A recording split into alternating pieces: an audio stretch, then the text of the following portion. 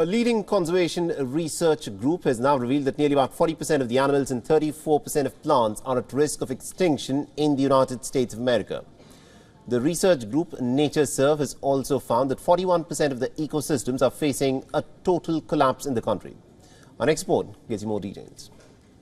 A huge chunk of plants and animals in the United States are facing extinction. Leading conservation research group NatureServe found that 40% of animals and 34% of plants are at risk of dying out, while 41% of ecosystems are facing a total collapse. When you have a habitat and species start going extinct or becoming smaller in number, eventually that can cause the collapse of that habitat type.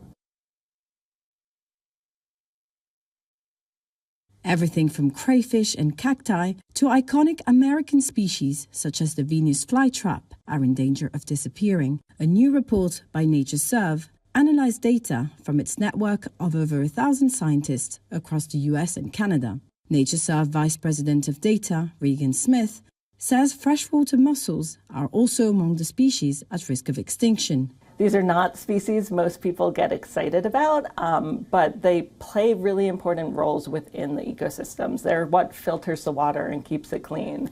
If you care about going fishing with your son or your daughter, you're going to care about having clean, dynamic rivers. The fish that live in those rivers depend on that ecosystem service that those mussels provide. Importantly, the report pinpoints the most affected areas in the country. California, Texas, and the southeastern US are where the highest percentages of plants, animals, and ecosystems are at risk. The report found that the threats are varied but include habitat degradation and land conversion, invasive species, damming and polluting of rivers, and climate change. NatureServe President Sean O'Brien. You won't have things to hunt and fish if their ecosystems are degraded, or if the rivers are polluted, or if somebody clears the land that the elk depend on.